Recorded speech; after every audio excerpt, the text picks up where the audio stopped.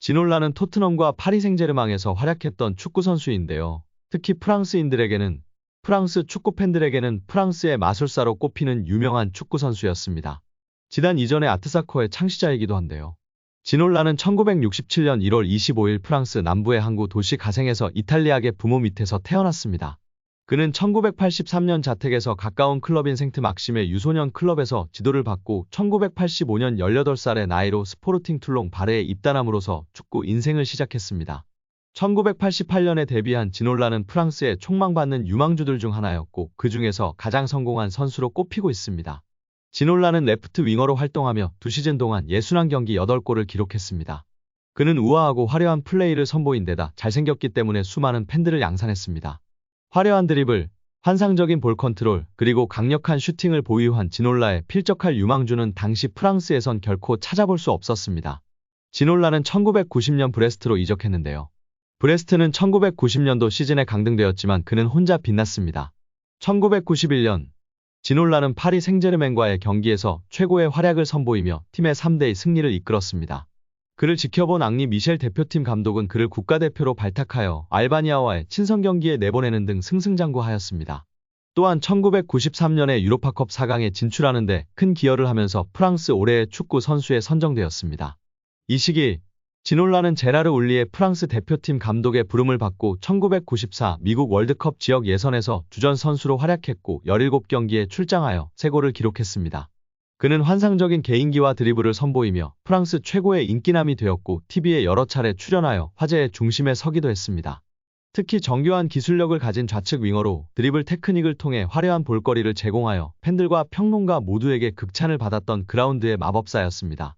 특히 그 시대에 흔치 않게 양발을 자유자재로 사용했던 윙어로 뉴캐슬 시절 페렌츠 바로시를 상대로 오른발로 데니스 베르캄프가 연상되는 트래핑을 한 후 바로 왼발로 쏜 데포알 발리슛은 이를 잘 보여주는 지놀라의 대표적 골로 회자됩니다.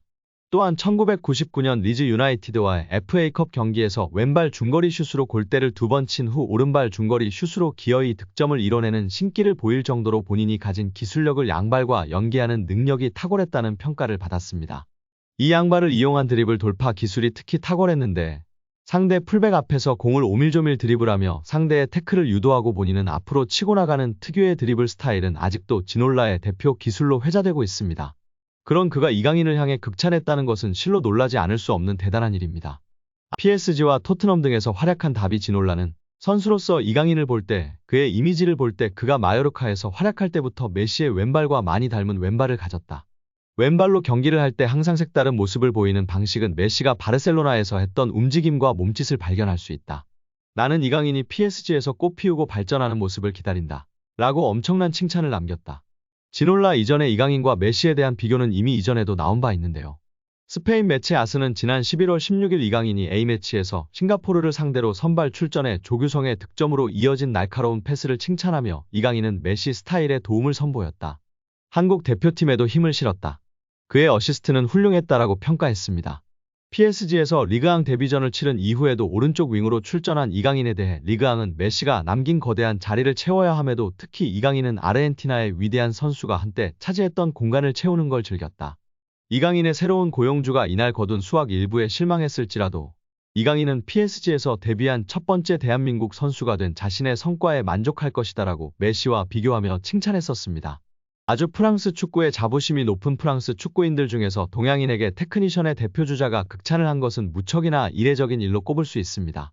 아트사커의 본고장에서 아트사커의 창시자에게 엄청난 극찬을 받은 이강인 선수입니다. 여기에 이강인이 팬들이 선정한 파리 생제르맹 최고의 영입에 꼽히며 화제입니다. 프랑스 스포츠 전문 매체 르텐 스포츠는 PSG는 지난 여름 이적 시장 동안 완전히 혁명을 일으켰다. 리오넬 메시, 네이마르, 마르코 베라티, 세르히오 라모스 등 수많은 스타들과 결별했다. 동시에 총 11명의 선수를 영입했다며 모두 20대 선수이고 23세 이하 선수를 대거 영입했다. 그리고 30세 이상 선수를 6명이나 내보냈다고 전했습니다. 실제 PSG는 이강인을 비롯해 22세인 곤살로 하무스, 아르나우 테나스, 마누엘 우가르테를 데려왔고 그 밑으로는 21세 브래들리 바르콜라, 19세 사르 운두르를 데려왔는데요. 잠재력이 높은 신예들로 평가받는 선수들입니다. PSG 팀 시스템 자체가 완전히 개편됐습니다. 네이마르와 리오넬 메시가 아닌 킬리안 음바페 위주의 팀을 만들기 위한 노력이기도 하지만 PSG의 과감한 체질 개선을 통해 유럽 정상을 노리기 위한 포석이 깔려 있습니다. 게다가 가성비 측면에서도 확실히 좋습니다. 11명의 선수 중 최고의 영입은 누굴까? 매체는 팬 투표를 통해 최고의 영입생을 뽑았는데요. 팬들의 선택은 가장 먼저 루카스 에르난데스였는데요. 역시 검증된 최고 레벨의 선수가 최고의 영입으로 꼽혔습니다. 2위는 우스만 덴벨레였습니다. 그리고 3위는 이강인입니다. 1위로 꼽힌 에르난데스는 이미 강력한 수비력을 지닌 정상급 선수입니다. 바이에른 뮌헨에서 이미 입증했습니다. 최고 레벨의 선수이고 왼쪽 풀백과 중앙 수비수를 모두 볼 수 있어 멀티 능력도 강점으로 꼽히는 세계 정상급 레벨의 선수로 많은 팬들의 관심과 기대를 받았던 선수였습니다. 덴벨레는 많은 분들이 아시다시피 강력한 스피드와 드리블 능력을 지니고 있습니다. 단, 이 선수는 도박성에 가까운데요. 부상 위험도가 있고 경기마다 기복이 심한 선수로 평가받고 있습니다. 두 선수는 이미 기량의 완숙기인 20대 중후반의 선수들로 이미 팬들과 많은 전문가들에 의해 평가가 내려진 선수들입니다. 여기에 3위를 차지한 이강인 선수가 큰 의미가 있습니다. 이강인은 수많은 23세 이하 선수들 중 최고의 영입으로 뽑힌 것입니다. 이 부분을 주목해야 합니다.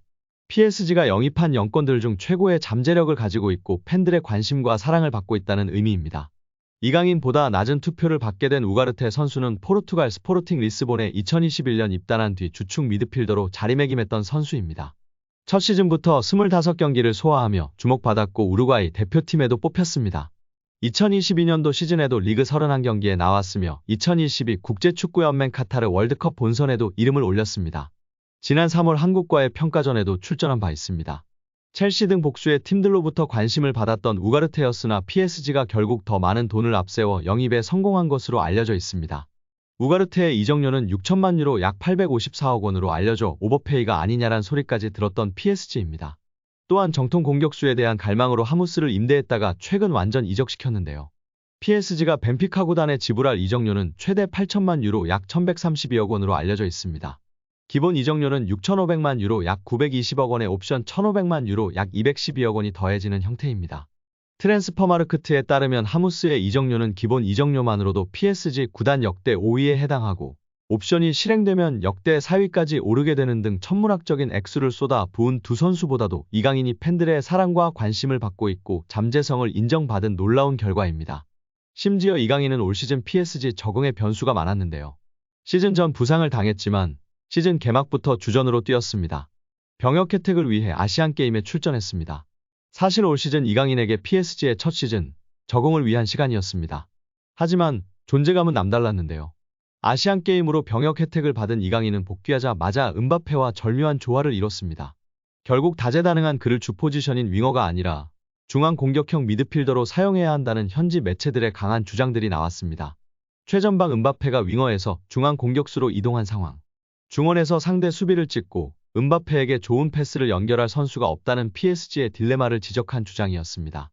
오늘 영상은 여기까지입니다. 끝까지 시청해주셔서 감사합니다. 늘 건강하시고 더 좋은 영상으로 찾아뵙겠습니다. 구독과 좋아요도 잊지 마시고 부탁드립니다. 감사합니다.